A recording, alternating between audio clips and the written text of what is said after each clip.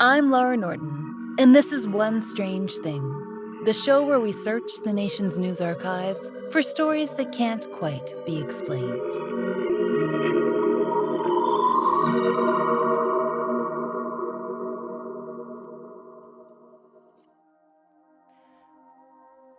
Do you believe in ghosts?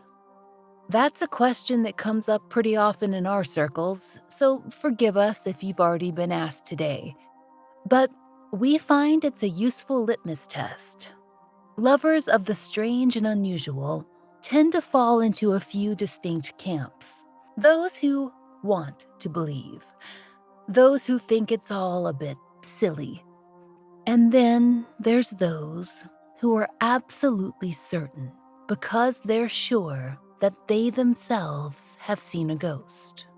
Or perhaps ghosts, plural. Now, mostly these stories are harmless enough. Perhaps you once saw something strange at your grandmother's house, a rocking chair that rocked when it shouldn't, or a strange reflection in a mirror, or a famous apparition coming down the stairs of that old theater where your college drama club put on the yearly production of Phantom of the Opera. Those ghost stories, we think, are ultimately all in good fun. But there are others out there with much darker tales. Those who believe in ghosts not because they want to, but because they must.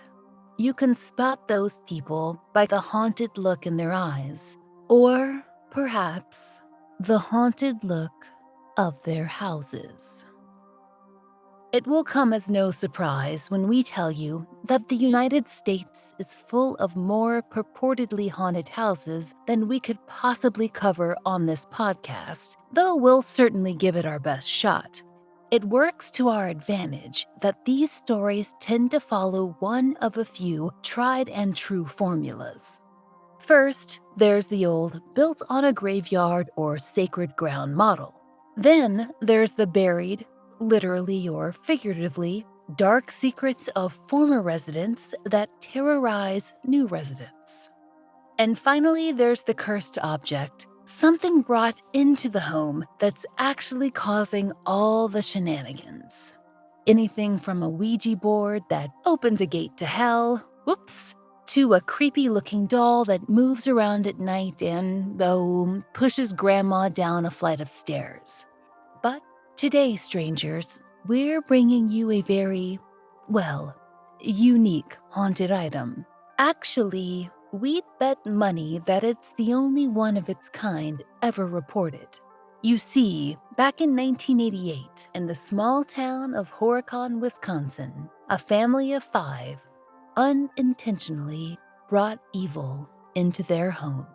No, we're not describing the plot of the movie Poltergeist.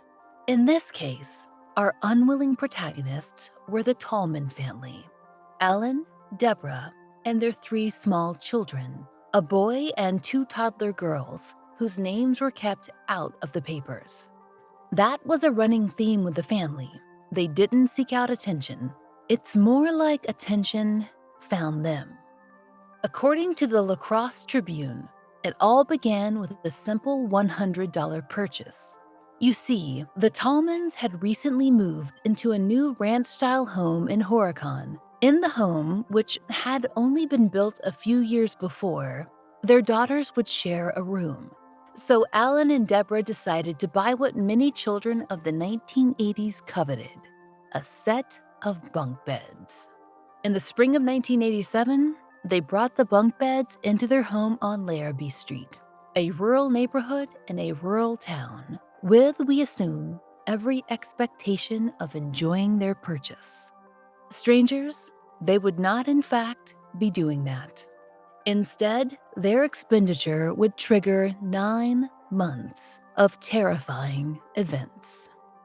According to the Associated Press, an odd occurrence with the family radio was the first sign that something was amiss. But it was just subtle enough that Deborah and Alan could write it off as a malfunction of the device.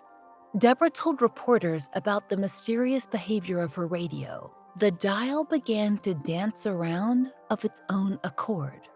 Deborah told them, "We thought it was interference. I looked at the radio and I saw the knobs were moving and the station indicator was going back and forth across." But then the voices started.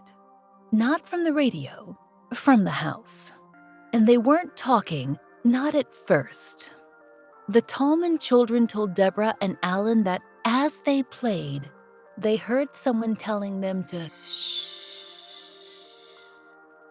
Per the UPI, Deborah and Alan assumed the children were having a little fun, perhaps a case of overactive imaginations. After all, it was odd, but nothing frightening, not then. Soon there were odder things. As the year wore on, the Tallman's older daughter had a much more vivid story to share.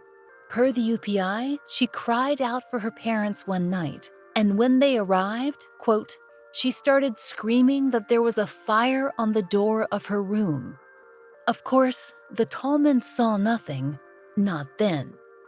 And, now this is just our supposition, we guess that the limited communication abilities of a 2.5-year-old wouldn't have necessarily set off the parents' alarm bells.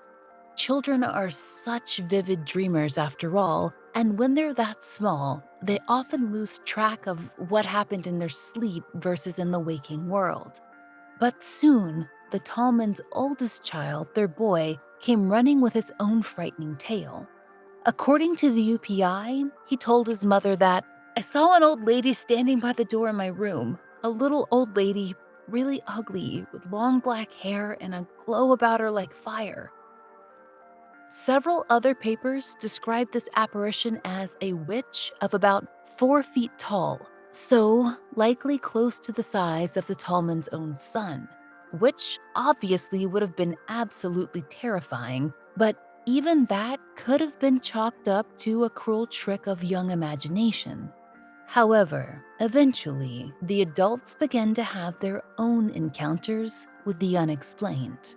Per the UPI, Deborah and Alan both heard howling wind that rushed and suddenly stopped inside the home. Then came the disembodied voices. Deborah reported that a suitcase, quote, slid out from underneath a bed all on its own, and a terrified babysitter told the couple that she'd watched a family rocking chair begin to move back and forth without an occupant.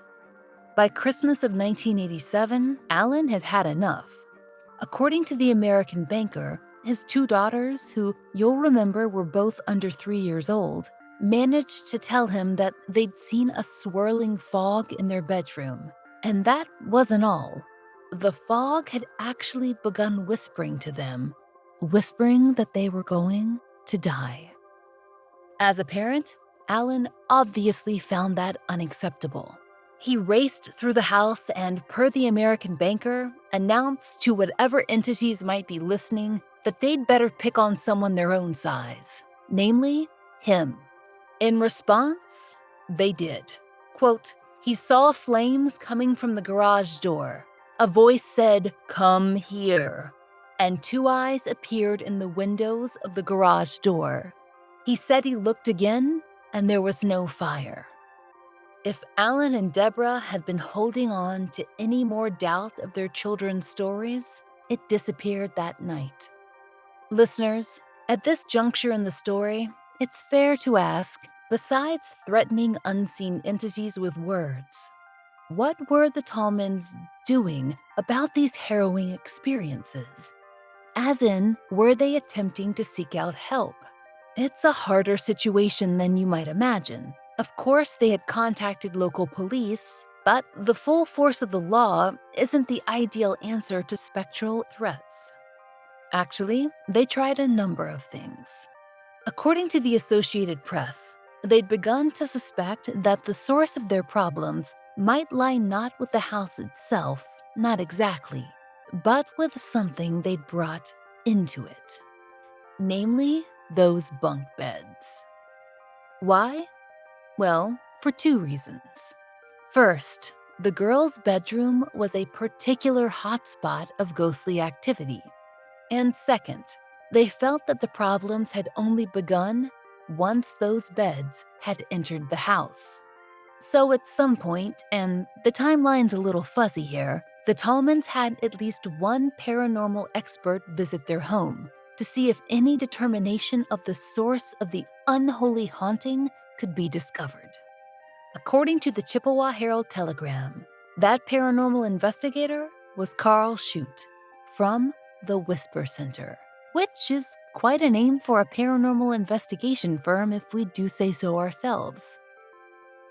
Apparently, Carl's main goal at Larrabee Street was to search for so-called psychic hotspots, which he said would have been associated with the strange visions and experiences encountered by the Tallman family, such as the burning door or the witch-like creature or the floating green eyes. Carl told the Herald-Telegram that he measured biofeedback. How, it wasn't made clear, but he somehow, quote, used techniques on himself as he examined the home. The results were as follows. He did, in fact, uncover areas or hotspots that, quote, increased stimulation of his extrasensory abilities. Those included the home's basement and the girl's bedroom. Yes, where the bunk beds were stored. Interestingly, though, Carl wasn't impressed by that particular piece of furniture. He told reporters, "I didn't feel it was the bed itself." Although the Tallmans' experience at the home had been harrowing, Carl felt it wasn't the bed. Carl said to reporters, "To me, it seems like a very loving house." Considering the death threats, moving suitcases, radios, fireballs, and strange fogs, we assumed that Alan Tallman and company would disagree, but hey, different strokes. Shocking, we know, but it seems that the Tallmans didn't hold Carl's opinions in high regard. They would also turn to both the local police and, eventually, their own church's pastor for help.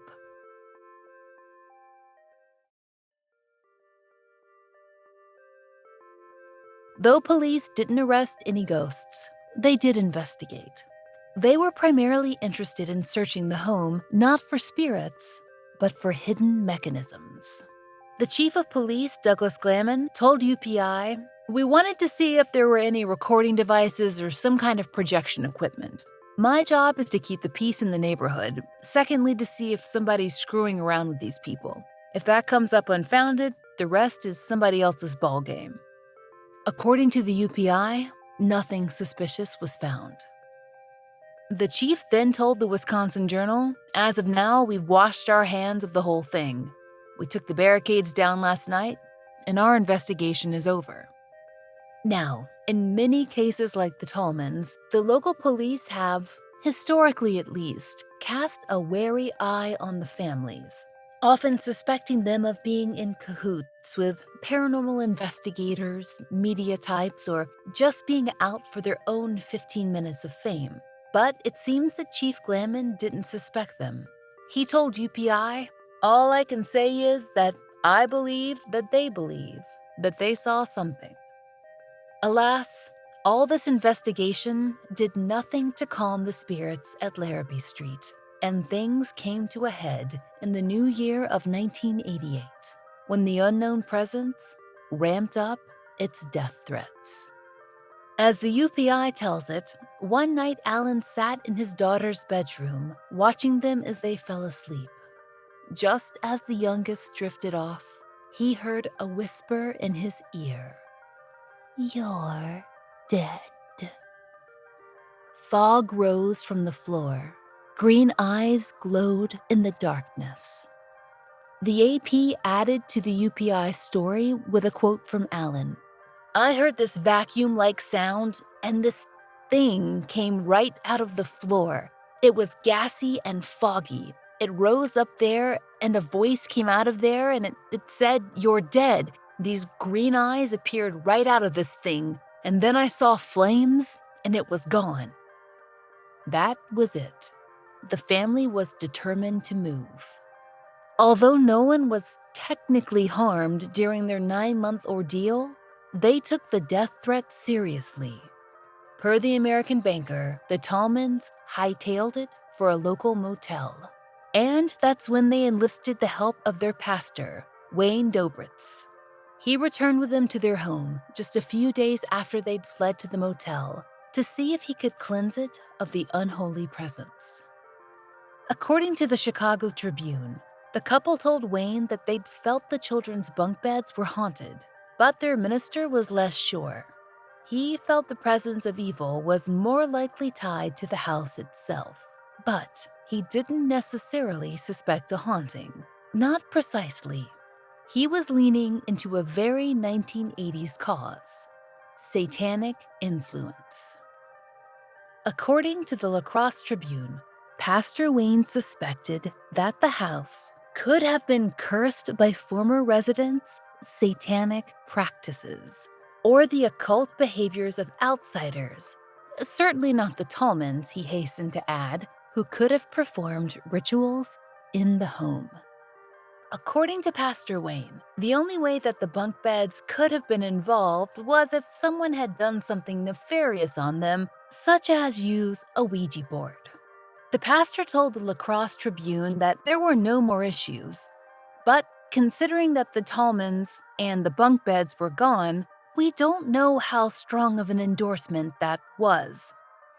Per the American Banker, even after the pastor's final attempt at a cleansing, the Tallmans never returned to their house. According to the Chicago Tribune, one of the Tallmans' final acts was to dump the bunk beds where no one would ever find them. Deborah Tallmann told reporters, "The beds were buried in a landfill where nobody will ever build. They took them out there and they plowed them under." Actually, they were able to sign it over to the mortgage company without even attempting a sale.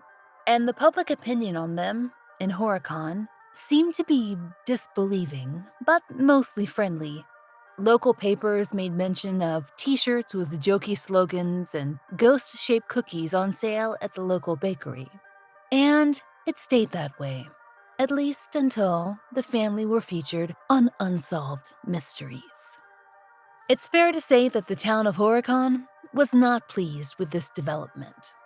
A newspaper called The Reporter noted that the residents of the Tallmans' old neighborhood, especially those on Larrabee Street, weren't thrilled to have the Unsolved Mysteries crew in town. Although the subsequent owners of the home had given their permission for filming, neighbors complained about the disruption. They didn't like the lights or the vehicles or the equipment, such as the prop bunk beds that had been brought in for filming, and they showed their distaste in a variety of ways. The new owners defended their choice to allow the filming, but preferred not to share their names with the media. The mother of the family told the reporter, "We want to make people wake up about what happened to the Tallmans, that things like this could happen to anyone in the world. I've read a lot on it, and I have an open mind about the supernatural." But it seems that she and the chief of police, who thought the Tallmans believed in what they'd seen, might have been in the minority. There are two suspicious factors that keep coming up. As the author of the book Wisconsin Mysteries noted, the Tallmans, quote, sold their story twice, to Unsolved Mysteries and to the authors of another book on American hauntings. And then there's the fact that they were able to get out of their mortgage without the hassle of actually having to sell their home. Pretty convenient, right? Well, it might have been, except for one strange thing. There's no evidence that the Tallmans ever profited from their encounters.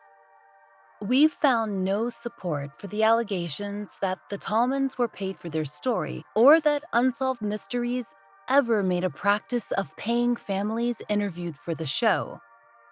Television shows occasionally pay experts a small fee, but the standard is that interview subjects, such as the family members or victims interviewed on Dateline or Unsolved Mysteries, are never paid because that could affect how a story is told. But in the spirit of thoroughness, we checked in with resident Unsolved Mysteries expert Robin Worter, host of the Trail Went Cold podcast. He has spoken with a number of people who've been on the show, and he assured us that, to his knowledge, our suspicion was correct. And As we all know, you should always trust a Canadian podcast host. As for the second allegation, there are no notations concerning the Tallmans' paid participation in the American Hauntings book. But several articles do mention that they turned down a lucrative offer from the National Enquirer. Even the author of the aforementioned book noticed that the family had rejected that. And it certainly didn't seem that they were after fame. It's true that the Tallmans participated in the television program, but they did so with privacy in mind. Per the Unsolved Mysteries wiki, they had 3 conditions for their participation in the show. That, quote, they were censored during their interview, their children's names were to be protected by alias, and that all reenactments of their experiences be done by actors playing the Tallman family. And when the family finally moved to a new home, per the American banker, they wisely paid for an unlisted phone number. And how about that new home? Was the haunting story a scheme to get out of a troublesome mortgage or to make a quick buck? According to the American banker, no. The American banker wrote that, quote, the estimated value of the house without ghosts is $50,400. There's no known depreciation for things that go bump in the night. Mortgage representatives, the Tallmans had a federal loan designed for a rural area, said they'd normally require that the homeowners make an effort to sell the home themselves before allowing a surrender of the title. But as the American banker wrote, quote, exceptions are allowed, however, and even in the bureaucratic maze of a government agency, the Tallman situation warrants one of those exceptions. But that doesn't mean that they got off with a good deal. Several news outlets reported that the Tallmans took a loss of $3,000 in signing over their home, which in 2022 money amounts to a little over $7,000. That is a big hit to take to avoid putting your house on the market. Some, those perhaps like Police Chief Tallman, who believed that the Tallmans saw something but had no clear answers, looked for alternative explanations. A year after the events on Larrabee Street, another option seemed to emerge. The Wisconsin Journal published an article that covered the theory many in town had developed, that gas leaks, either natural or otherwise, had caused the Tallmans to hallucinate and imagine their spectral infestation. According to the journal, there had been natural gas leaks in southwestern Wisconsin in the late 80s. This included areas of Horicon, but though there had been problems with some, quote, electro-stop devices installed in 1983 in 4 city gas lines, Wisconsin Power and Light officials said that none of the faulty fittings found leaking in town were in the South Larrabee Street area. So, no gas leaks for the Tallmans. According to the journal, some then suggested swamp or marsh gas might be to blame, and there are marshes in the area, but there was no explanation of how exactly the Tallmans' home would have been involved. And more importantly, according to numerous news outlets, the new residents reported no issues. So if swamp gas was to blame, where had it gone? After their move, the Tallmans eschewed the limelight and kept their heads down.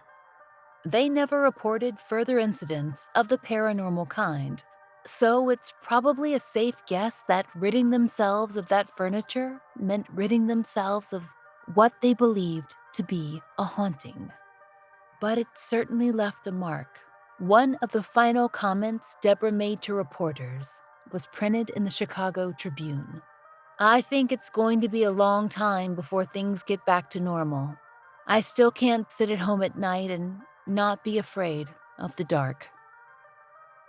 Ultimately, we can't say what really happened at the Tallmans' home, but their absolute refusal to participate in the media storm, their willingness to take a significant monetary loss on a dream home that was only 3 years old, and the fact that they've never cashed in, not even 30 plus years on, we think we might side with Chief Tallman on this particular tale.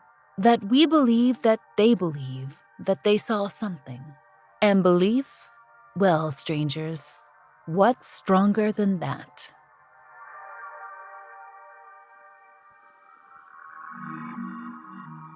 We hope you'll join us next time for another real-life story from the fine print of America's local papers, from the lives of regular people, just like you and me, except for one strange thing. Oh, and strangers. One Strange Thing is an entirely independent production. To support the show and to hear more of the entirely true and enticingly peculiar, join us over on Patreon.